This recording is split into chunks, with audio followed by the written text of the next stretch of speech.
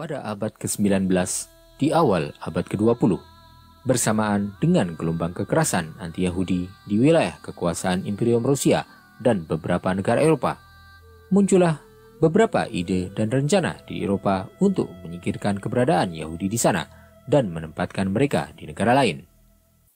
Sebelum pendirian negara Zionis di Palestina, sempat muncul beberapa usulan berkenaan dengan tempat-tempat yang bisa dijadikan sebagai tujuan untuk memindahkan orang-orang Yahudi ke sana.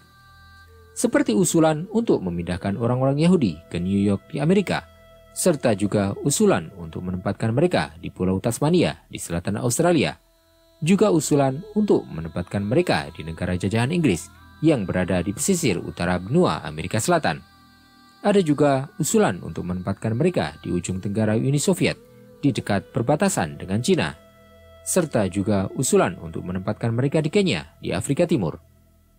Ada juga beberapa klaim yang diragukan kebenarannya yang menyebutkan bahwa sempat juga ada upaya untuk menempatkan mereka di negara-negara jajahan Imperium Jepang, bahkan juga di Argentina.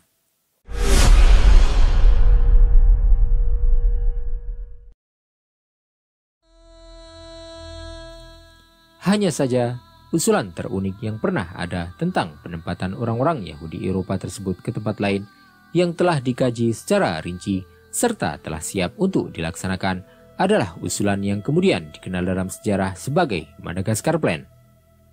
Madagaskar Plan atau Rencana Madagaskar diusulkan oleh beberapa tokoh Britania yang memusuhi orang Yahudi di awal abad ke-20.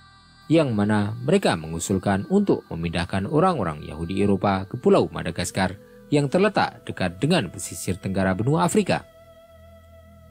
Pada tahun 1937, pemerintah Polandia kemudian bekerja sama dengan pemerintah Perancis yang saat itu menguasai Pulau Madagaskar untuk mengirimkan komite guna memastikan bahwa pulau tersebut siap untuk menerima rombongan pertama dari orang-orang Yahudi yang akan dikirimkan ke sana. Setelah orang-orang Polandia mengecek Pulau Madagaskar, ketua komite Polandia tersebut menegaskan bahwa pulau itu bisa memuat antara 5.000 sampai 7.000 keluarga Yahudi.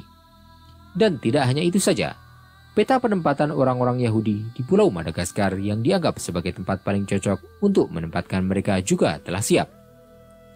Tetapi beberapa orang anggota komite dari Yahudi tidak setuju dengan pendapat tersebut. Mereka menyatakan bahwa jumlah maksimal keluarga Yahudi yang bisa ditampung di Pulau Madagaskar hanya 500-an keluarga. Hal ini dikarenakan kondisi iklim daerah tersebut yang tidak cocok dengan orang-orang Yahudi Eropa, serta juga karena ketiadaan layanan dan bangunan dasar di pulau tersebut. Dengan demikian, Madagaskar Plan pun untuk sementara diabaikan. Bersamaan dengan naiknya Partai Nazi Jerman di bawah kepemimpinan Adolf Hitler, yang kemudian menjadi penguasa Jerman pada tahun 1933, Madagaskar Plan pun kembali mencuat. Bersamaan dengan kemenangan yang diraih oleh Nazi Jerman di dataran Eropa, serta meluasnya kekuasaan Imperium Reich Jerman, pemerintah Nazi pun mengambil keputusan untuk menyingkirkan semua orang Yahudi Eropa ke tempat lain yang jauh dari benua Eropa. Pembahasan pun terpusat pada satu daerah yang jauh dari pemukiman serta miskin sumber daya alam. Orang-orang Yahudi tidak bisa untuk membangun sebuah negara yang kuat dan kaya, serta menjadi masyarakat yang maju. Setelah orang-orang Nazi berhasil mengalahkan Perancis, serta menjajahnya pada bulan Mei 1940, Kepala Urusan Yahudi pada Kementerian Luar Negeri Nazi, Franz Rademacher, mengusulkan kepada Adolf Hitler sebuah rencana untuk menyingkirkan semua orang-orang Yahudi dari Eropa dan memindahkan mereka ke Pulau Madagaskar yang pada waktu itu berada di bawah kekuasaan Perancis.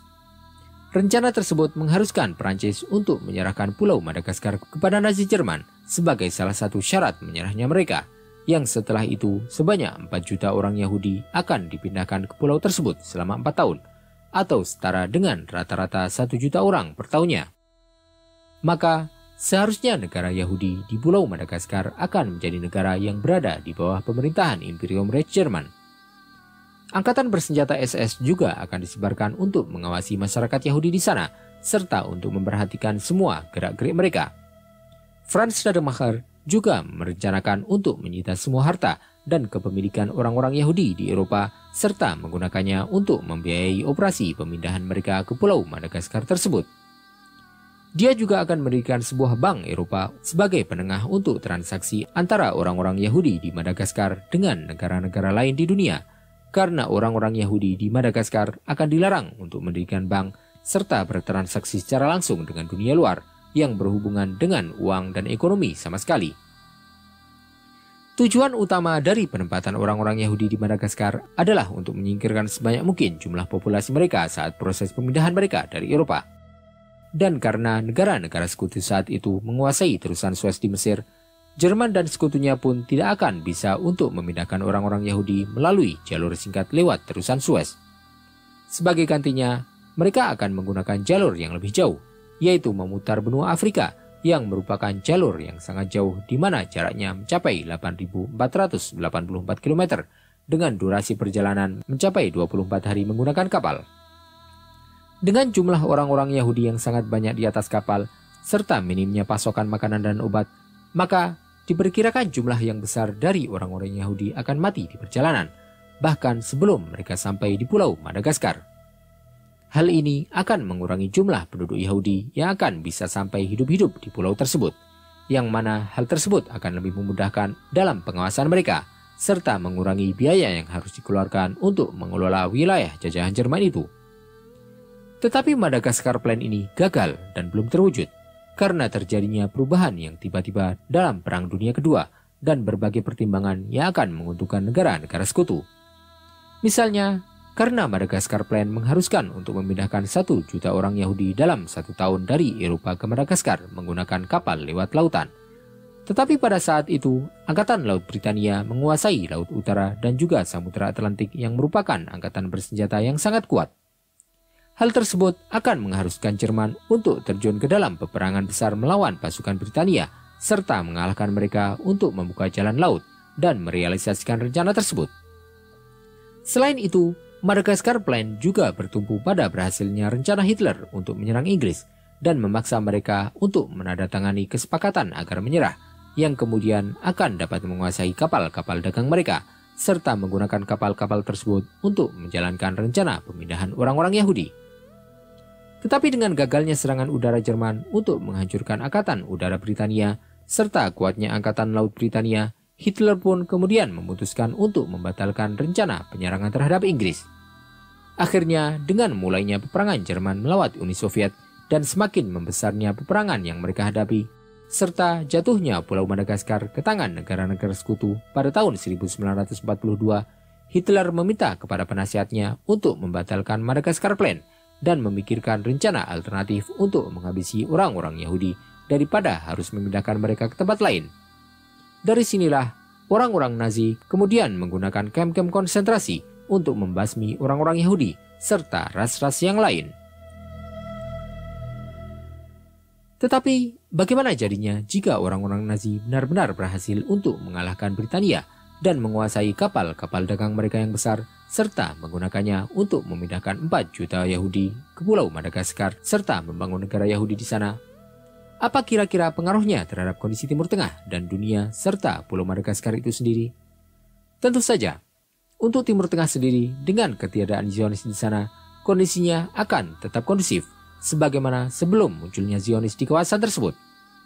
Jika Inggris benar-benar dikalahkan oleh Jerman, maka Inggris pun tidak akan jadi untuk membagi wilayah Yordania menjadi 2 kawasan yang dipisahkan oleh sungai Yordania antara kerajaan Yordania dan Palestina, sehingga kemungkinan Yordania dan Palestina akan tetap menjadi satu negara dengan ibu kotanya Al-Quds.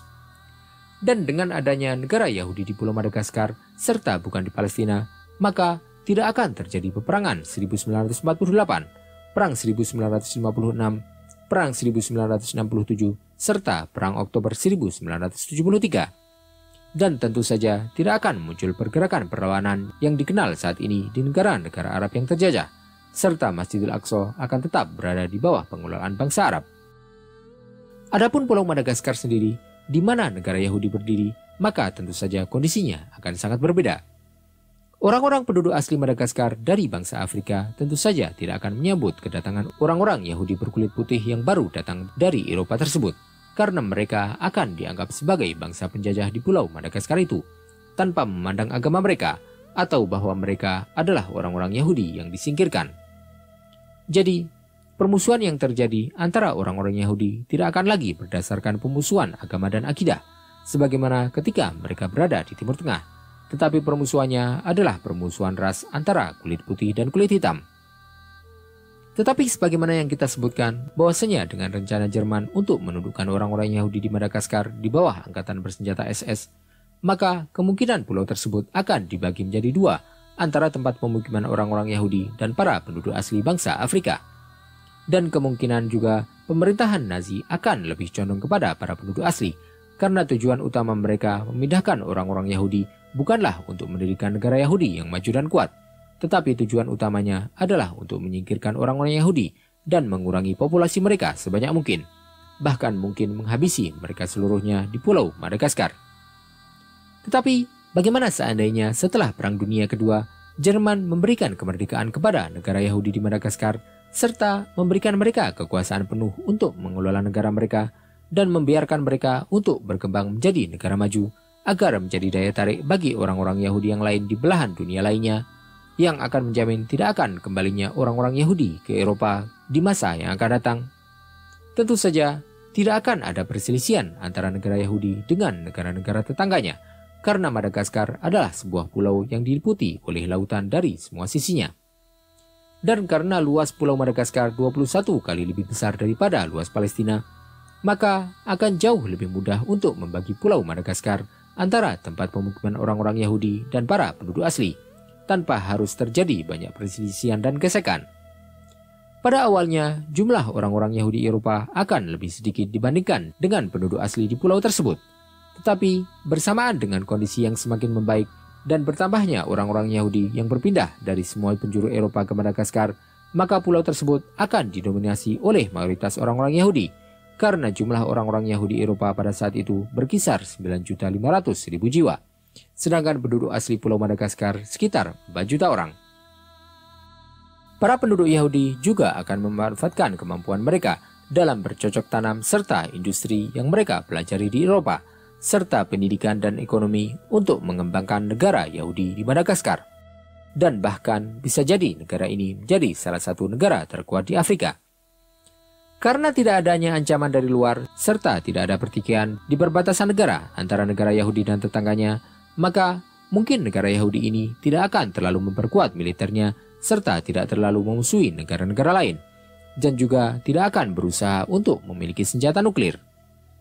Mereka kemungkinan akan menggunakan politik damai dalam berinteraksi dengan negara-negara tetangganya serta dunia luar, dan bukan bertumpu pada kekuatan militer serta permusuhan. Tetapi tentu saja keberadaan negara Yahudi di Madagaskar dan bukan di Palestina tidak akan menghilangkan keberadaan orang-orang Yahudi dari Timur Tengah serta wilayah Palestina itu sendiri.